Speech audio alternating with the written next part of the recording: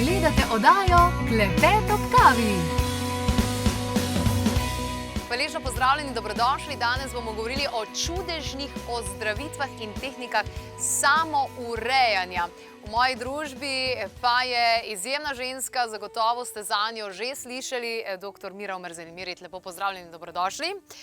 Hvala za vaš današnji obisk, tudi za tole krasno knjigo, ki ste jo pred kratkim izdali. Ampak za sam začetek govorili bova o čudežih tudi. Zdaj že sam čudež je, da ste tukaj pred mano živi in zdravi. Glede na to, da koliko let že ne jeste in sedaj tudi vode več ne pijete? 20 let. Torej, to ni čudež? Ne, to je naša naravna danost, ki je na nek način izgubljena. Tako kot vse ostale šamanske tehnike, ki jih ne poznamo več. Sploh ne gre pri meni za tehniko, ampak preprosto se je zgodilo, ko so se vzpostavili pogoji. Čudežev pravzaprav ni. Ampak človek ima neverjetne sposobnosti, ki jih mora aktivirati, ne da se zanaša in prenaša odgovornost za svoje življenje, tudi konec koncev tudi za zdravljenje na druge osebe, ampak mora najti v sebi to, kar v sebi nosi. Človek je čudežno bitje. To so pisali že veliki modrici starega Egipta, stare Grčije, na vseh celinah, v vseh kulturah. Človek je čudo. In lahko potuje po vesolju, lahko potuje med zvezdami, seveda ne telesno, ampak na krilih zavesti. In ko se nam zgodi nekaj nenavadnega, potem imam občutek, glej ta čudež. Bolje bi bilo reči, to je čar, ki je dar. Konec koncev nismo čarovniki, ampak smo čarniki, ki si privoščimo svoj dar, odkrivamo svoje darove. Ampak ali so recimo ti čudeži, ali je to ozdravitev, ali je to pranojedstvo, torej da človek ne je, ne pije vode, kot vi pravite že 20 let, ali je to nekaj, kar je namenjeno nekim izbrancem, ali je to nekaj, kar lahko doseže vsak? Več ali manj gremo vsi po isti poti. Toda vsak je na tej poti na neki postaji. Eni pač malo naprej par korakov, eni morda malo zadaj, nekomu ne bo še uspelo v tem življenju, ker ni še vzpostavil, kot sem že rekla, pogojev, ni dovolj razširil zavesti, dovolj očistil emocionalnega telesa, mentalnega telesa ali uma. Ko pa se mu bo to zgodilo in v prihodnosti, verjetno bo tega vse več, kajti tudi naše slovenske ljudske pravljice in pravljice iz vsega sveta govorijo o tej sposobnosti človekovi in pravijo, da so bili ljudje v preteklosti velikani, ki niso jedli, ki niso potrebovali ne hrane, ne tekočine in so imeli velike duhovne sposobnosti, s katerimi so si pričarali ali so si dovolili določene stvari, ki jih drugi niso mogli. S tem nočem reči, da se pranojedec ali bretarijanec, ki pa se hrani z dihom. Kako ste rekli, pranojedec, se pravi, da se hrani samo s prano? Ja, ali bretarijanec, to se pravi tudi ne pije več, ampak samo z dihom sprejema vse prisotno univerzalno življenjsko energijo. Ja, univerzalno življenjsko energijo, v kateri vsi plavamo. Mi plavamo v oceanu energije, samo ne znamo zajemati. Ne znamo zajemati tega. In zato ljudje, ki so prepričani, tudi jaz, ko se mi je to zgodilo spontano, leto 1994, prvič, sem rekla, pa ja, dečva, moraš jesti, moraš, ne, saj vsi jemo, ne. In nisem mogla niti požreti ničesar, niti popiti požirka, kot da bi me nekdo držal za vrat. In šele kasneje sem dojela, da je to neka sposobnost, ki se mi vzpostavlja, neka danost, ki jo ima človek. In da sem vendar nespametna, ker jo zaviram v sama sebi, naj ji dovolim, da se razvije, tako da sem potem v avgustu šla trajno, torej v leta 2000, poleti šla trajno na pranojedski način življenja, ki potem spet dodatno razpre širjave zavesti in tudi v vseh kulturah in vseh tradicijah so poznali način, vsaj deloma 3 dni, 4 dni, morda več dni, da so šli brez hrane in vode, ker to toliko razširi svoje zavedanje, vidi stvari, sliši stvari, ki jih prej nisi. In to je ta sposobnost, ki te dela, kako se rekli, čudež, jaz bi rekla čarnega. Čarnega. Ja. čist iz firbca, čist iz radovednosti. Ste kdaj šli to kaj povedati kakšnemu zdravniku? Sami ste visoko izobražena doktorica muzikologije, etnologije. Ste kdaj šli kakšnemu zdravniku medicine v tem smislu, da ste mu povedali, hej, jaz pa že 20 let ne jem in ne pijem, pa glej me, živa? Ja, pot je lažja. Zdravniki prihajajo v mojo šolo, medicinsko osebje prihaja in pač razložim, kako je to možno. In ko hodijo skozi to, kar jim predam za delo na sebi, tudi sami vidijo, kako letijo ven razni strupi, kave, alkoholi, cigarete, vse gre ven in kako se vedno bolj zdravo prehranjuje, vedno manj in ljudi vodim tudi na tako imenovani suhi post. To je brez hrane in tekočine 4 dni, kjer je popolni remont telesa. Pa verjetno zelo poceni, ne? Sam prenočišče rabiš, ja, ne? Tako. Nič all inclusive. Ja, in dejansko gre za to, ne, da ta energija začne brez ovir teči skozi tebe, kajti 75% energije uporabljamo za prebavo. Ta ti ostane, kar pomeni, da z njo lahko nekaj drugega narediš. Najmanj kar je, zato so se tudi tam, zdaj bom pa rekla, jaz uporabljam besedo čudežno našli ozdravitve mnogi, ki so bili tudi medicinsko odpisani. Rabili so pravzaprav ves svoj razpoložljivi potencial, vso svojo energijo, da so jo usmerili v zdravljenje tega, kar jim je pač falilo. Ali obstajajo neozdravljive bolezni ali obstajajo neozdravljivi ljudje? Saj to vemo, ne? To je že duhovni moto, ne? Da ni neozdravljivih bolezni, so samo neozdravljivi ljudje. Gotovo. Zaradi tega, ker kdo je neozdravljiv, lahko o tem rečeva.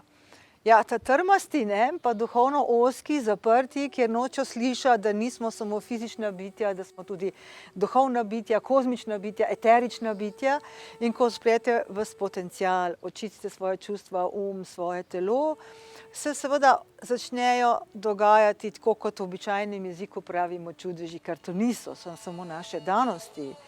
In problem je, da pogosto prenašajo ljudje odgovornost za svoje zdravljenje, za svoje samourejanje, harmoniziranje, prenašajo na zdravnike. Seveda, dobro, zdravniki pač lahko vsa čas kirurgiji, vsa čas takim zadevam, malo se zatakne, ko se začne ocenjevanje diagnostike, ker je veliko tudi napačnih diagnoz, ali pa so zelo enostavne ozdravitve, bi lahko dogodile, pa se ne, ampak dobijo ljudje z kemijo še več strupov vase, ker jih lahko tudi uniči do konca. In potrebno je sprejeti odgovornost in vedeti, da tudi sama preventiva je najpomembnejše zdravilo, ki ga mora vsak človek speljati sam in videti vzroke svojih težav. Seveda večinoma ne vidijo ljudje vzrokov svojih težav. Zato so v vseh kulturah, v vseh časih obstajajo ljudje, ki jih pač vidimo.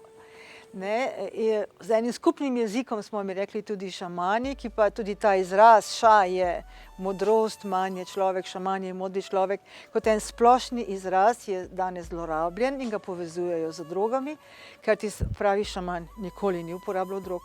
Nikoli.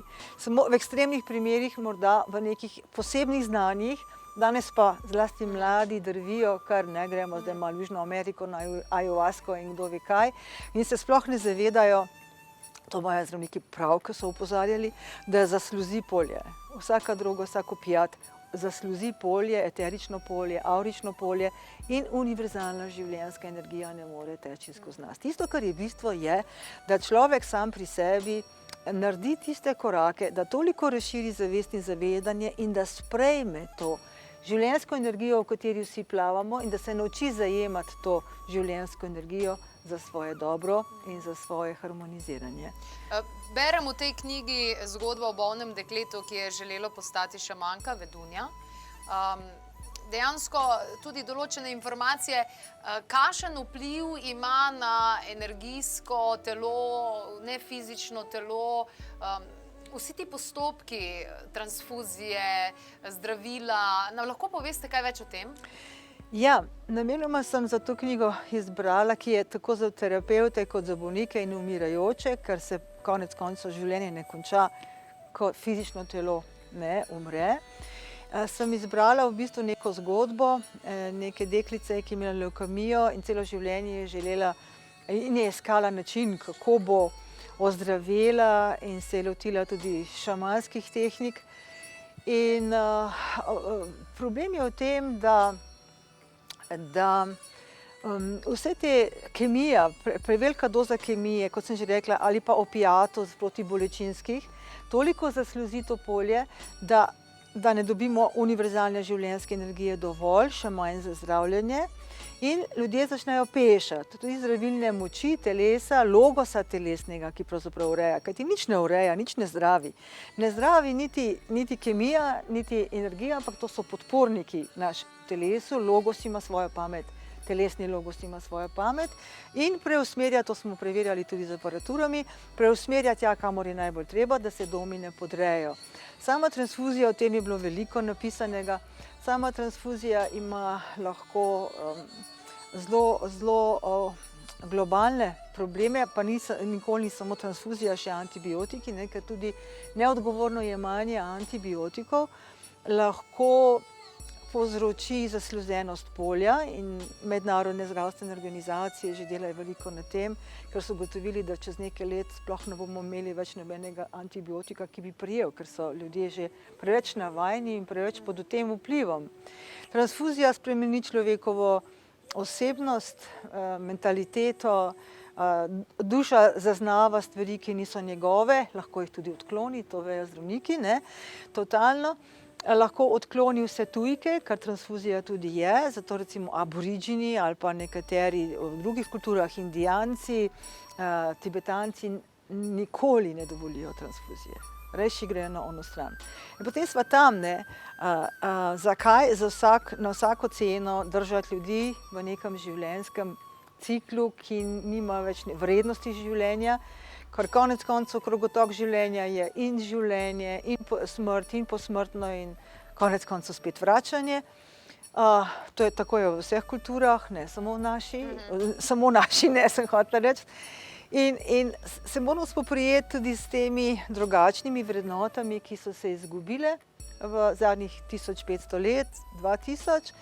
Stare vrednote, ki govorijo o tem, še enkrat, da človek mora sprejeti odgovornost za svoje zdravljenje in delati na sebi, poglabljati se v vzroke svojih težav, jih odstraniti in to če je le mogoče, brez dodatnega kemičnega onesnaževanja, ker ti ta pobere, še zlasti antibiotiki, ti še poberejo še dodatno torej to fuzijo, energijo, ki jo rabiš za urejanje.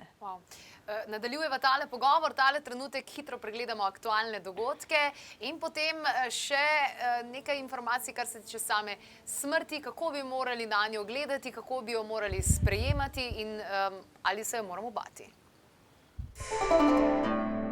Zaradi strahov smo napeti, ne spimo, nas zadržujejo v krču, ne živimo polnega potenciala svojega življenja. Na celodnevni delavnici bo Tatej Pretnar naučil tehnik za preseganje in odpravljanje strahov. Vabljeni na celodnevno delavnico v soboto 29. februarja. Tudi letos odhajamo v Sibirijo. Če je to tudi vaše sanjsko potovanje, potem preverite programe na klepetobkavi.si in izberite enega izmed 3. Doživite Sveto goro Beluho s konji, odpravite se na treking peš ali kako drugače. Sibirija poleti je naša najljubša destinacija. Vaš dom vas lahko podpira, lahko pa vas zavira. Kako ga urediti po feng shuju, kaj upoštevati, kako speljati spomladansko čiščenje, ki se rezultira v dobrem počutju, finančnem uspehu, v dobrih odnosih. Poskrbimo za svoj dom, naučimo se ga energijsko očistiti in napolniti s feng shui svetovalko Tanjo Blažar. Torej bo res super predavanje. Več informacij pa na www.klepetobkavi.si ali pa kar na 02 6200 230. A ja, pa na vse dogodke se je treba seveda prej prijaviti. Veselimo se druženja z vami, da se ne gledamo sam prek ekranov. Dr. Mira Omerzel-Mirit je danes v moji družbi, govorimo torej o čudežnih ozdravitvah, čeprav smo ugotovili, da nič ni čudežno. Niti to ne, da že 20 let ne jeste, da ne pijete, pa vendarle obstajate, da to vse ima svoj namen zadaj. Zdaj pa mogoče, kar se tiče samih bolezni, ko človek sliši diagnozo, velikokrat se ustraši in mogoče ravno zaradi tega, ker se začne zavedati svoje minljivosti. In en izmed primarnih strahov, ki jih imamo v sebi, je ta strah pred smrtjo. Zdaj, kako sami gledate na smrt? Kako jo, napisali ste tudi tole zgodbo, tudi za umirujoče, kako bi morali jo razumeti ali pa gledati na njo, da bi dobili malo večji občutek, ker sami imate tudi obsmrtno izkušnjo? Ja, več obsmrtnih izkušenj. Tam pri 30, 25 so se mi začele dogajati nenavadne stvari in dejansko sem klinično umrla in se vrnila nazaj iz onostranstva, ker seveda te popolnoma spremeni in izkustveno veš, da to, kar so nam pripovedovali, ni res, da ni resnično. In v vseh kulturah so govorili o krogotoku življenja in smrti. Prehajamo iz življenja v onostranstva brez fizičnega telesa in na nek način se potem tudi vračamo, kar v naši kulturi je bilo leta 505 izvzeto iz krščanskega poučevanja, ker je pač tako služilo rimskemu vladarju, Cezarju.